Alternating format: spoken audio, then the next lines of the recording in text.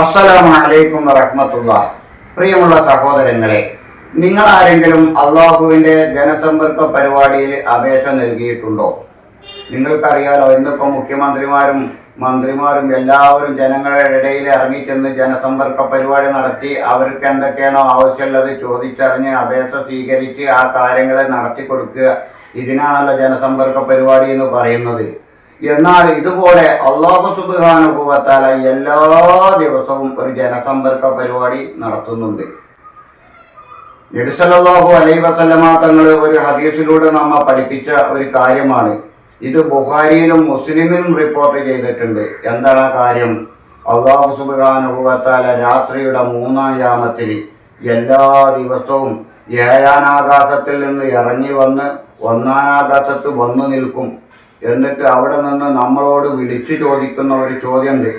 നിങ്ങൾക്ക് ആർക്കെങ്കിലും എന്തെങ്കിലും ആവശ്യമുണ്ടോ? നിങ്ങൾക്ക് ആർക്കെങ്കിലും വല്ല വിഷമവുമുണ്ടോ?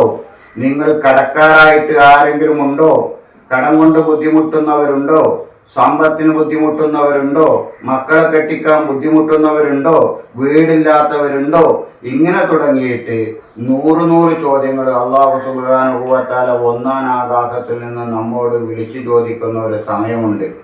ആ സമയത്ത് നാം അള്ളാഹുവിന് അപേക്ഷ കൊടുക്കുകയും ആ സമയത്ത് കൊടുക്കുന്ന അപേക്ഷ അല്ലാഹു സുബ്ഹാനഹു വ തആല വേഗം സ്വീകരിക്കപ്പെടുകയും ചെയ്യും.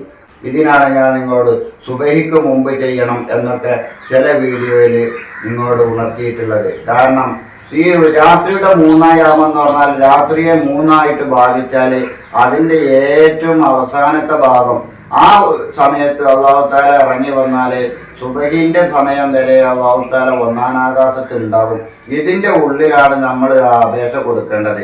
അപ്പം നമ്മൾ സുബഹിൻ്റെ വാദിൻ്റെ കുറച്ച് നേരത്തെ എഴുന്നേറ്റ്, ഇപ്പോൾ വാങ്ങ 5 മണിക്കാണ്, അപ്പോൾ ഒരു 4 മണിക്ക് അതല്ലെങ്കിൽ ഒരു 4:30 മണിക്കൊക്കെ എഴുന്നേറ്റ് വുളൂ ചെയ്ത്, കുളിക്കുന്നവരാണെങ്കിൽ കുളിക്കുക, അല്ലാത്തവർ വുളൂ ചെയ്ത് കണ്ട് 2 റക്അത്ത് തഹജ്ജുദ് നിസ്കരിച്ചിട്ട് അവിടെ നിന്നായിരിക്കണം നിങ്ങൾ അള്ളാഹുവിനോട് പ്രാർത്ഥിക്കേണ്ടത്.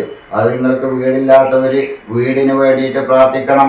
തറയിട്ടിട്ട് വീടിൻ്റെ പണി നടത്താൻ കഴിയാത്തവർ അതിനു വേണ്ടി പ്രാർത്ഥിക്കണം. കടം കൊണ്ട് ബുദ്ധിമുട്ടിയവർ അതിനു വേണ്ടി പ്രാർത്ഥിക്കുക. സമ്പത്തില്ലാത്തവർ സമ്പത്ത് ചോദിച്ചുകൊണ്ട് പ്രാർത്ഥിക്കുക. ഇങ്ങനെ ആ സമയത്ത് നിങ്ങൾ പ്രാർത്ഥനയിൽ മുഴുകിയിരിക്കണം.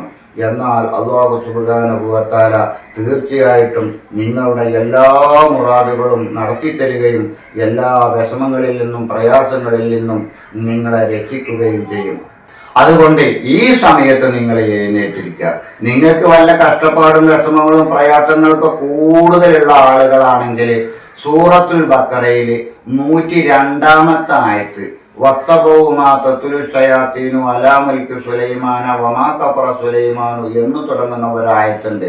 ഒരായത്തിനുള്ളൂ അരപ്പേജുണ്ട്. ആ നേരത്തെ നമ്മൾ 2 റക്അത്ത് തഹജ്ജുദൊക്കെ നിസ്കരിച്ച് അല്ലാഹു സുബ്ഹാനഹു വ തആലയുടെ മുമ്പിൽ അതേ ആയത്തുകൾ നമ്മൾ മടക്കി വീണ്ടും ഓതുക. ഖുർആൻ മുഴുവൻ ഓതുന്ന കാര്യമല്ല, ആ ഒരു ആയത്ത് മടക്കി ഓതുക. ഇത് നിങ്ങൾക്ക് വല്ല വിഷമങ്ങളും പ്രയാസങ്ങളൊക്കെ കൂടുതലുണ്ടെങ്കിൽ, ഏതുപോലത്തെ വിഷമങ്ങൾ, നിങ്ങൾ കണ്ണേറ്, പ്രാക്ക്, അസദ്, സേറ്, ശത്രുത, ഇതിനൊക്കെ നിങ്ങൾ ഭയക്കുന്നുണ്ടെങ്കിൽ അതിൽ നിന്നൊക്കെ നിങ്ങൾക്ക് രക്ഷ കിട്ടാൻ, എന്ത് തടസ്സമായാലും അതിൽ നിന്ന് രക്ഷ കിട്ടാൻ ഇത് ഉപകരിക്കും. ഇതേപോലെ ഒരു 6-7 ദിവസം നിങ്ങൾ പ്രവർത്തിക്കുമ്പോൾ തന്നെ നിങ്ങളെ എല്ലാവിധ തടസ്സങ്ങളും നിങ്ങൾക്ക് നീങ്ങി കിട്ടും. അതുപോലെ തന്നെ സമ്പത്തില്ലാത്ത ആളുകൾ അള്ളാഹുവിനോട് സമ്പത്ത് ചോദിക്കുക. അസ്തഗ്ഫിറുല്ലാഹൽ അലീം എന്ന് ചോദിക്കുക. ഇനി അതല്ലെങ്കിൽ യാ വനിയു യാ മുഗ്നി എന്ന് ചോദിക്കുക. അതുമാതിരി പിന്നെ വസ്വാസുള്ളവർ അല്ലെങ്കിൽ ഇബ്ലീസിന്റെ മറ്റു ഷെറുകളൊക്കെ ഉള്ളവർ കുല്ലാദ് റബ്ബിനാസ് ഓതുക. നിങ്ങൾക്ക് എന്താണോ കിട്ടുന്നത് അത് നിങ്ങൾ പ്രവർത്തിക്കുക. ഇനി ആ സമയത്ത് നിങ്ങൾക്ക് കൂടുതൽ ഓതാന്, വായിക്കാന്, പറയാന്, ചൊല്ലാന് ഒക്കെ വിഷമമുണ്ട്. അതല്ലെങ്കിൽ അങ്ങനെ ചെല്ലാനും വായിക്കാനും ഖുർആൻ ഓതാനൊന്നും അറിയാത്തവരാണ് നിങ്ങൾ എങ്കിലും നിങ്ങൾ എന്താക്കണ്ട, വിഷമപ്പെടേണ്ട ആവശ്യമില്ല. നിങ്ങളിൽ നിന്ന് അല്ലാഹു തആല പ്രതീക്ഷിക്കുന്നത് നിങ്ങൾക്ക് എന്താണോ കഴിയുന്നത് അതാണ്. ഒരാൾക്കും കഴിവില്ലാത്ത ഒരു കാര്യം അല്ലാഹു ആരോടും കൽപ്പിക്കുന്നില്ല. അതുകൊണ്ട് നിങ്ങൾക്ക് അറിയാവുന്നത് നിങ്ങൾ ചെയ്യുമ്പോൾ നിങ്ങളെ കൊണ്ട് അത്രേ കഴിയുള്ളൂ എന്ന് അല്ലാഹു തആല മനസ്സിലാക്കിയിട്ട് അതിലേക്ക് നിങ്ങൾക്ക് ഉത്തരം നൽകും.